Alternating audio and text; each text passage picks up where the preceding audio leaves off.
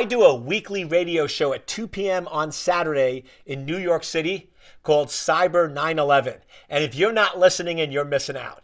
And the last couple of shows, I'm doing it live. And what's so cool about a host and doing a live radio show is you can take call-ins from your listeners. So I get to talk to my listeners, ask some real questions, get into some great interaction. So definitely urge you at 2 p.m. on Saturday, dial in, ask some questions. I love to interact with you. So one of the previous weeks, one of the questions I got is, hey, Dr. Cole, we hear about the Chinese hacking and the Russians hacking and Iranians hacking and North Koreans hacking.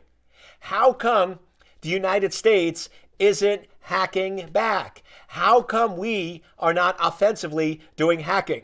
And I sort of smiled. And the reason I smile is I spent almost 8 years at the CIA.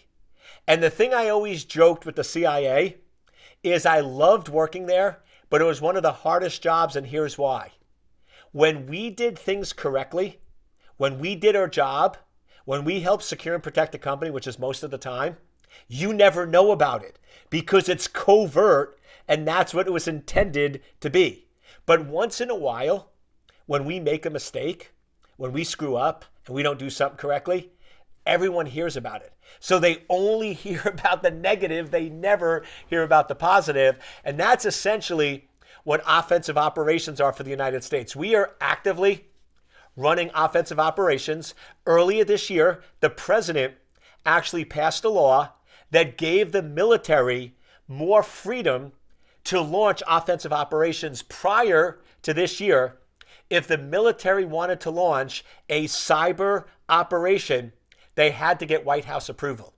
But because cyber attacks are so prevalent and we have to defend ourselves as a country, the president said, I'm trusting the military to launch cyber attacks and use their judgment and chain of command to do that. So we are actively targeting, attacking, and going after critical information. But here's the good news. The fact that you haven't heard about it is just like when I worked at the CIA. That means they're doing good. That means they're doing their job. That means they are successful. Now you will, because with cyber attacks, it's going to happen. You're going to hear about a few cases where it might not have gone as planned, or it might have gone a little sideways. And those are the few times that is what becomes visible.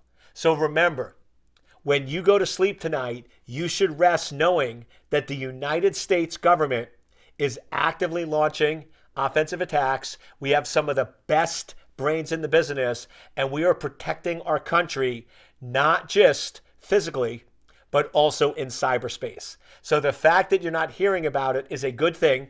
But a perfect example, if you remember a few months ago, we were going to launch a physical airstrike against the country. And at the final moment, because there was going to be a high number of civilian casualties, we called it off. And it's funny, all of that was covered by the media.